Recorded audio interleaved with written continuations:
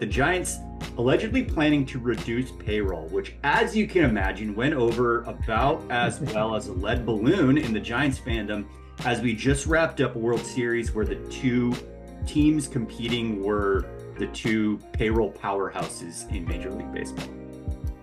Yeah, this is why we always say, and to your credit, as someone who's been in a lot of text chains with Dodger fans, I don't think you ever use the "they bought a title" excuse, because that the team we cover could do that as well. They just are. I wish the team we cover would do that, but it sounds like that's not the case. And I do kind of get it. When you're in the league you're in, looking at the Dodgers, I don't think they're one big off season away from winning the West.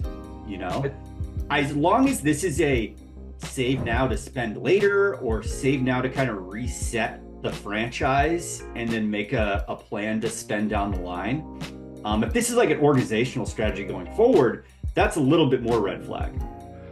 This is an organization that does not like paying the tax. They did for a little bit after the title years. Part of that was because they gave so many people long-term contracts.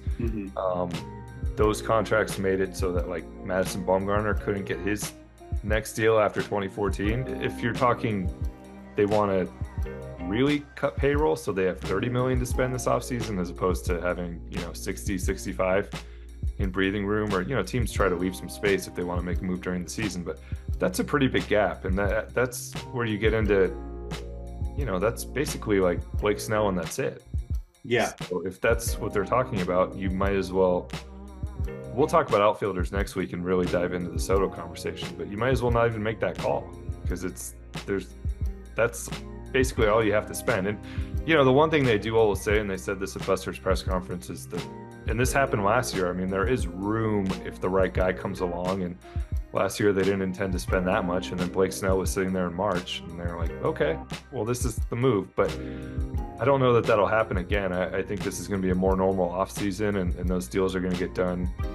To your first question about what the meetings look like, I think those deals will get done during the winter meetings, right after the winter meetings. So I don't think this is an offseason where they sit around and wait until March. So if you say you have whatever it is, 35, 40, 45 million to spend, you probably do that early, and that's probably it.